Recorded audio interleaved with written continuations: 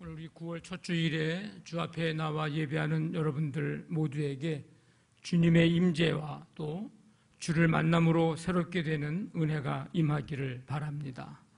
아멘. 이스라엘의 역사가 끝나는 것 같았지만 사람을 통해서 이루시는 하나님의 역사는 계속이 되었습니다. 그 증거가 바로 물에서 건짐을 받은 이름의 뜻을 가진 모세의 출생입니다. 이 모세가 이제 장성을 했을 때 한 광경을 이제 목격하게 되는데, 애굽 사람이 히브리 사람을, 이스라엘 사람을 치는 장면을 이제 보게 됩니다. 주위에 보니까 아무도 없어요. 그래서 모세가 애굽 사람을, 그 히브리 사람을 친 애굽 사람을 죽이고 모래 속에 감추었습니다. 그런데 그 다음 날 그 일이 탄로가 났습니다. 애굽 왕이 이 일을 듣고 모세를 죽이고자 이제 모세를 찾습니다. 그래서 모세는 애굽 왕을 피해서 이제 미디안 땅에 머무르게 됩니다. 이 미디안 땅에서 십보라라고 하는 아내를 이제 얻게 되고, 거기서 아들을 낳았는데 이름을 게르솜이라 그렇게 불렀습니다. 내가 이방인의 객이 되었다라고 하는 뜻을 가진 그 이름입니다. 이제 세월이 흘러서 40년이 지납니다. 모세가 애굽 왕궁에서 40년의 세월을 지내고 이제 미디안 땅에서 이제 40년의 시간을 이제 갖게 되는데, 모세를 죽이려고 했던 이 애굽 왕은 이제 죽었고, 이스라엘 백성은 역시 여전히 고된 노동으로 말미암아 탄식을 하며 부르짖습니다. 그런데 하나님이 그 부르짖는 소리를 들으시고 아브라함, 이삭, 야곱에게 세운 언약을 기억하셔서 이제 그 고통 속에 있는 이스라엘 백성들을 위해서 새로운 일을 시작하셨습니다. 하나님께서 아브라함에게 하신 그 약속의 내용이 창세기 15장에 있는데, 너는 반드시 알라 네 자손이 이방에서 객이 되어 그들을 섬기겠고 그들은 400년 동안 네 자손을 괴롭히리니, 이게 지금 애굽에서의 삶을 이야기하는 거죠. 그들이 섬기는 나라를 내가 징벌할지며 그 후에 네 자손이 큰 재물을 이끌고 나오리라. 이미 아브라함 때에 400년 동안 애굽에서 힘든 삶을, 이방에서 객이 돼서 사는 삶을 살아갈 것이고, 이제 하나님이 그 나라를 치고 이제 거기서 이스라엘 백성들을 이끌고 나오게 될 것이라고 분명하게 약속을 하셨습니다. 모세의 장인 이드로의 양을 이제 이 모세가 치고 있을 때에 호렙산에 이르게 됩니다. 그런데 여호와의 사자가 떨기나무 가운데로부터 나오는 불꽃 안에서 모세에게 나타나셨습니다. 그 모세가 가서 보니까 이 떨기나무에 불이 붙었는데 이상하게 나무는 사라지지 않습니다. 불이 붙었으면 나무가 타서 나무가 사라져야 되는데 나무는 나무대로 있고 불은 불대로 붙어 있고, 그래서 모세가 내가 가서 이 큰 광경을 보리라, 떨기나무가 어찌해서 타지 아니하는가, 그 마음을 가지고 이제 가서 보려고 합니다. 그때 하나님이 모세를 보시고 불러서 말씀하십니다. 모세야, 모세야, 내가 여기 있습니다. 이리로 가까이 오지 말아라. 네가 선 곳은 거룩한 땅이니 네 발에서 신을 벗으라. 나는 네 조상의 하나님 아브라함, 이삭, 야곱의 하나님이니라. 그래서 모세는 더 이상 하나님이 가까이 오지 말라고, 그래서 배웁기가 두려워서 이제 얼굴을 이제 가립니다. 하나님께서 계속해서 모세에게 말씀을 하십니다. 내가 애굽에 있는 이 내 백성의 고통을 내가 분명히 봤다. 그리고 그들의 부르짖음을 내가 들었고 그들의 근심을 내가 알고 이제 내가 그들을 애굽의 손에서 건져내고 아름답고 광대한 땅으로 내가 데려가려고 하노라. 이제 가라. 내가 너를 바로에게 보내서 내 백성을 애굽에서 인도하여 내게 하리라. 그랬더니 모세가 뭐라고 얘기합니까? 잘 됐습니다. 내가 이날만 오기를 기다렸습니다. 내가 바로에게 당장 가서 이 백성들 내가 달라고 해가지고 다 끌고 나오겠습니다. 하나님 염려하지 마십시오. 나만 믿으십시오. 모세가 이렇게 대답한 게 아니라 내가 누군데 바로에게 갑니까? 이스라엘 자손을 내가 누군데 애굽에서 인도하여 낼 수 있겠습니까? 변명 같기도 하고 또 하나님의 말씀에 불순종하는 것 같기도 하고 여러 가지의 뉘앙스가 담겨 있는 이 모세의 대답입니다. 근데 그때 하나님께서 뭐라고 말씀하시냐면 마지막 이 카운트 펀치를 이제 내리는 거죠. 내가 반드시 너와 함께 있으리라. 믿음의 역사를 위해서 아브라함이라고 하는 한 사람이 필요했고 또 한 사람을 하나님께서 부르셨던 것처럼 만나신 것처럼 창세기 12장에서 하나님은 출애굽의 역사를 시작하기 위해서 모세라는 한 사람을 부르셨습니다. 지난주에 말씀드린 것처럼 사람들을 통해서 하나님의 역사를 이루어 가셨습니다. 이 하나님의 부르심은 언제나 일방적이거나 천편일률적이지 않았습니다.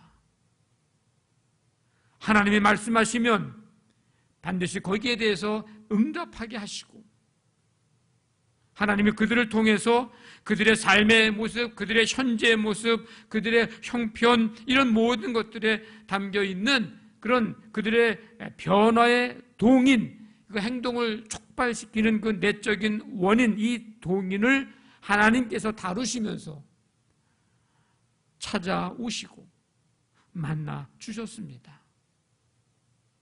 그래서 하나님의 부르심을 받는 그런 사람들, 그런 백성들은 그 하나님의 부르심 안에서 그들의 모든 순간순간의 것들이 다 의미 있는 것들입니다. 모세가 지금 있는 곳은 어디입니까? 모세가 지금 있는 곳 애굽의 궁궐인가요? 아닙니다. 원래 모세가 있어야 할 곳은 어디예요? 공주가 그를 데리고 가서 지금 양자 삼았잖아요. 그러면 그가 살 곳, 그가 있어야 할 곳은 어디예요? 애굽의 궁궐입니다. 애굽의 궁궐에 있어야 하는 이 모세가 지금 어디에 있는 거예요? 미디안 광야에 있는 겁니다. 모든 사람이 궁에서 살고 싶어 하지 광야에서 살고 싶어 하지는 않잖아요. 그러면 모세는 그 살기 좋은 그 궁궐을 거기서 살고 싶어 해야 하고 거기서 있어야 하는데 지금 왜 궁이 아니라 광야에서 있느냐고요. 표면적으로 보면 애굽 사람을 죽여서 도망쳐 왔기 때문이죠. 겉으로 나타난 그 모습은 애굽의 이제 왕궁의 2인자로서 돈과 명예와 권력과 없는 것이 없었던 삶인데 40년을 거기서 지냈는데 살인자가 돼서 도망쳐 온 곳 미디안 광야, 아무것도 없는 광야에서 생전해보지 않던 일들을 지금 모세는 하면서 세월을 보내고 있습니다. 그것도 무려 40년의 삶을. 그러면 40년의 궁에서 살았고 40년을 광야에서 지냈고 그러면 이제 80인데 누가 봐도 그의 인생 이제 끝난 것처럼 보입니다. 뭔가 새롭게 뭘 하려고 하기에는 너무나도 힘든 그런 시간들이죠. 패배한 인생처럼 그렇게 보일지도 모릅니다. 표면적으로 보면 그렇게 생각이 되고 그렇게 보이기도 하고 아마 모세도 그렇게 생각했을지도 모릅니다. 그러나 결과적으로 보면 하나님이 모세를 광야로 불러내신 것이고 어떻게 보면 광야로 이제 모세를 몰아내신 것입니다. 하나님. 그것은 하나님께서 그를 통해서 이루실 역사와 계획이 있기 때문이었습니다. 그렇지 않았으면 이미 태어날 때 남자다 죽여라 했을 때 이미 모세는 거기서 죽었어야 하는 거죠. 아까 말씀드린 대로 하나님의 부르심 안에서는 모든 것이 의미가 없는 것이 하나도 없습니다. 다 의미가 있는 거예요. 그러니까 남자를 죽이라는 얘기, 갈대 상자에서 나일강에 띄운 얘기, 어머니가 유모로 들어간 이야기, 지금 애굽 사람을 죽이고 미디안 광야로 도망쳐온 이야기, 이런 모든 과정이 하나도 의미 없는 일은 하나도 없어요. 다 의미 있는 일들입니다. 사실 광야는 어떤 곳이에요? 낯선 곳입니다. 알아주는 이 없는 곳입니다. 사람들에게 버림받은 곳입니다. 잊혀져 가는 곳이죠. 그런데 하나님의 사람에게 광야는 자신이 의지하고 기대했던 모든 것들을 내려놓는 곳이고 자신의 계획과 생각을 내려놓고 새롭게 태어나는 곳이 바로 하나님의 사람에게 있어서의 광야입니다. 다시 말하면 하나님은 모세가 이 광야에서 그렇게 변화되기를 원하셨습니다. 한마디로 말하면 지금까지 살아온 자기 중심에서 하나님 중심으로 삶의 무게 중심을 옮기기를 원하셨습니다. 왜? 그래야 믿음의 역사, 이스라엘 백성들을 애굽에서 구원내는 이 구원의 역사가 시작이 되기 때문입니다. 자, 말씀을 보니까 오늘 있을 수 없는 일이 눈앞에 펼쳐졌습니다. 나무에 불이 붙었는데 그 나무는 타지 않고 불은 그대로 불대로 타고 있고, 여러분, 이런 일이 어떻게 있을 수 있습니까? 경험해 보셔서 아시겠지만은 나무에 불 붙으면 어떻게 되는 거예요? 타들어가는 거 아닙니까? 점점 타면서 불꽃은 사라져가야 되는 거 아닙니까? 근데 나무는 나무대로 사라지지 않고 불은 불대로 사라지지 않고, 이 떨기나무가 무슨 그냥 타기 어려운 아주 그냥 단단한 나무여서 불이 안 탄 게 아닙니다. 이 떨기나무는 가시덤불처럼 이렇게 덤불이 많은 거라서 일부러 이렇게 불을 붙이지 않아도 그 뜨거운 나라에서 열이 발생돼서 불도 붙기가 쉬운 그런 나무라고 하는데, 더더군다나 그런 나무인데도 불꽃에서 타지도 않는다고 하는 거예요. 이게 참 있을 수 없는 일들이 지금 벌어지고 있는 거죠. 이 떨기나무는 고난 가운데 있는 이스라엘 민족을 가리키는 것인데, 여기에 여호와의 사자가 임한 것은 하나님이 자기 백성들의 고통을 들으시고 구원하시겠다고 하는 하나님의 계시로 이해할 수가 있습니다. 그리고 이 떨기나무는 모세의 소명과 관련해서 의미를 찾아볼 수 있는데, 지금 모세는 더 이상 애굽의 왕자가 아닙니다. 그가 살아가는 이 광야의 환경도 좋지 않습니다.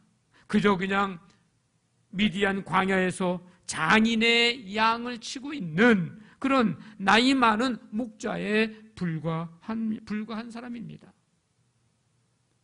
마치 떨기나무와 같은 그런 비천한 모습, 비천한 존재, 그 모세에게 하나님께서 나타나심으로 인해서 하나님께서 함께 하시면 쓰임받는 존재가 된다는 사실을 이 떨기나무를 통해서 지금 나타내주고 보여주고 계신 것입니다. 그래서 모세는 자세히 더 살펴보기를 원했어요. 하나님은 단순한 호기심이 아니라 삶의 중심을 바꾸어 놓는 마음, 그 자세를 가지고 나아올 것을 명령하십니다. 그래서 뭐라고 얘기하십니까? 네가 선 곳은 거룩한 땅이니 네 발에서 신을 벗으라. 이 나무가 왜 타지 않지? 이 왜 불이 왜 사라지지 않지? 호기심 가지고 나오지 말고 삶의 중심을 바꾸라는 거예요. 그래서 지금 있는 네가 서 있는 그곳에서 너는 네 발에서 신을 벗으라고 말씀을 하셨습니다. BC 1900년경에 그려진 것으로 보이는 벽화를 보면 유목민들의 모습이 나오는데, 남자들은 구두 밑창을 가죽끈으로 꼬아서 발목에 동여 맨 샌들을 신었고, 여자들은 가죽 신에 하얀 띠를 둘러서 발목까지 오도록 한 부츠를 신고 있었습니다. 애굽에서는 서민이나 하층민들, 노예들, 종들은요 거의 맨발로 다녔다고 합니다. 그러니까 하나님은 모세에게 신을 벗으라고 명령하심으로 인해서 하나님의 역사를 이루는 일에 쓰임받게 될 너는 하나님의 종 됨을 오늘 선언하신 것입니다. 내 발에서 신을 벗어라. 너는 하나님의 일에 쓰임받는 하나님의 종이다. 다시 말하면 너의 삶의 무게 중심을 이제 자신에게서, 너에게서 하나님께로 옮기라는 것입니다.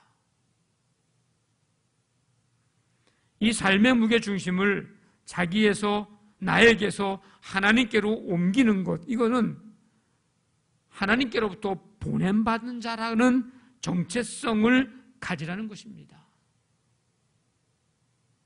여러분, 보냄받은 자는 자기가 하고 싶은 일을 하거나 자기가 할 수 있는 일을 하는 사람이 아닙니다. 오히려 자신을 보내시고 또한 하라고 맡겨주신 그분의 일을 하는 사람이 보냄을 받은 사람입니다.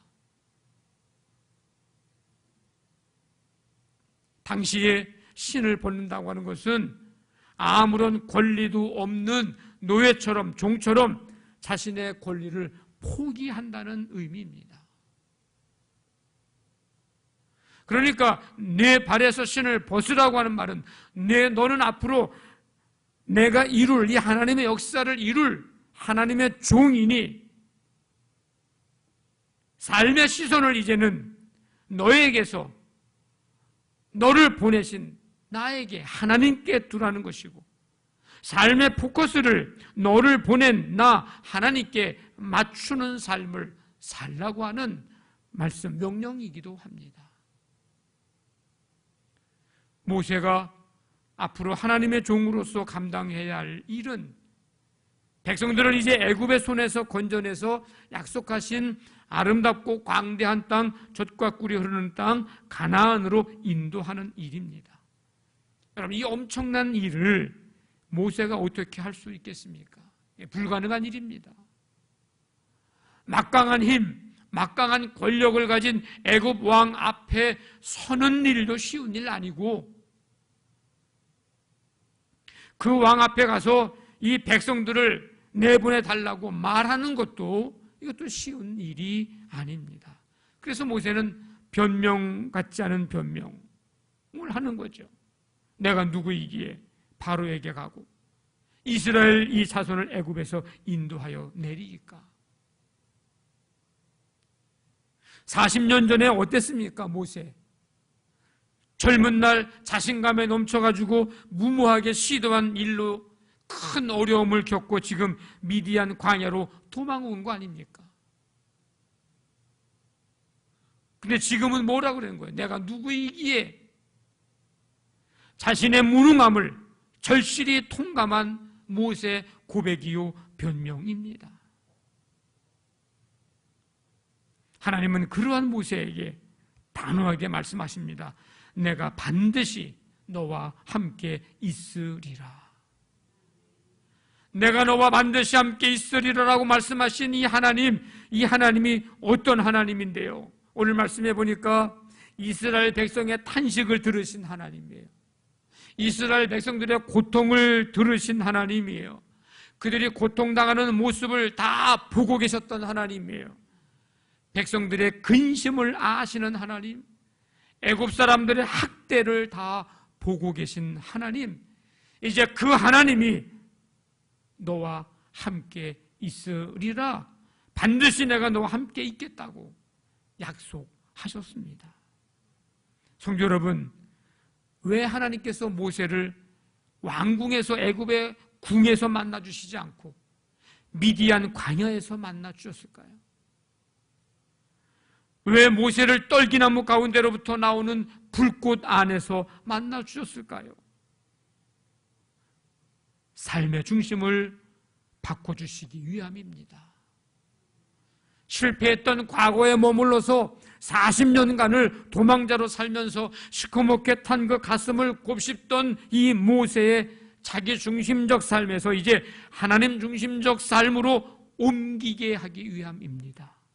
나로서는, 내 힘으로는 할 수 없지만 하나님께서 함께 하시면 가능하다는 것을 받아들이도록 하기 위함입니다.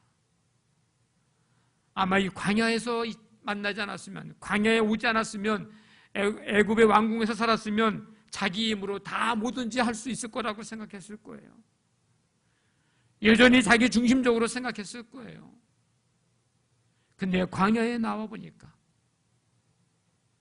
또 애굽에서 그 애굽 사람을 친 이 사건을 통해서 뭔가 해보려고 했는데 그렇지 못하고 실패하고 도망 나온 자신을 바라보니까 할 수 없어요. 무능한 거예요. 절망이에요. 그런데 오늘 하나님이 반드시 내가 너와 함께 있으리라. 삶의 시선과 포커스를 나에게만 두면 할 수 없고 갈 수 없지만, 모든 삶의 모든 것들을 보고 계시고 아시고 들으시는 하나님께 두면 반드시 함께 있겠다고 약속하신 하나님께 우리의 삶의 시선과 포커스 중심을 두면 할 수 있고 갈 수 있습니다. 모세도 할 수 있고 모세도 갈 수 있습니다. 여러분, 우리도 신을 벗어야 합니다. 우리의 삶의 시선을 나를 보내신 하나님께 두고 우리의 삶의 중심을 나를 보내신 하나님께 맞추는 삶, 신을 벗는 삶입니다. 그 하나님은 우리와 반드시 함께 하십니다. 여러분들이 광야 같은 이 세상을 살아간다 할지라도, 탄식하며 고통과 아픔의 순간이 온다 할지라도 그 소리, 그 모습을 아시고 들으시고 보시는 하나님이 우리와 함께 하십니다.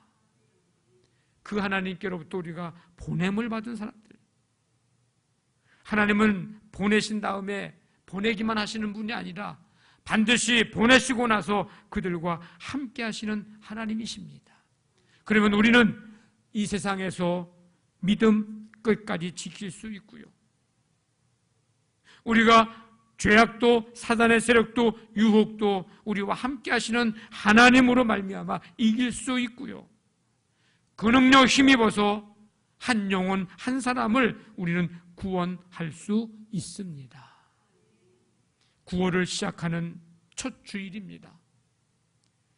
9월이 여러분들에게 축복의 달이 되기를 원합니다. 그것은 내가 성공하고 내가 복을 받고 내 소원이 이루어지고 내가 편안해지고 행복해지고 부자가 되는 것을 말하는 게 아닙니다. 삶의 무게중심이 이거는 다 내게 맞춰져 있는 삶이에요. 축복의 삶이라고 하는 것은 삶의 중심을 나에게 맞춰 사는 삶이 아니라 하나님 중심으로 삶의 무게 중심을 옮기는 삶입니다. 그렇다면 이 구원의 삶이 축복의 삶이 되기 위해서는 예배와 말씀과 찬양과 헌신으로 하나님께 기쁨을 드리는 삶이어야 하고, 누군가를 위해서 기도하는 중보 기도의 삶을 살아야 하고, 나의 삶의 현장 속에서 나를 통해서 하나님의 영광이 나타나는 삶이어야 하고, 내 말과 생각과 행동에서 그리스도의 향기가 나타나는 삶이어야 하고, 나를 통해서 누군가가 유익과 기쁨을 얻는 삶이어야 합니다. 그 삶이 복된 삶입니다. 저와 여러분들의 삶의 무게 중심이 이제 나 중심에서 하나님께로 옮겨지는 이 놀라운 은혜의 역사가 여러분 가운데 임하기를 주님의 이름으로 간절히 축원합니다. 아멘.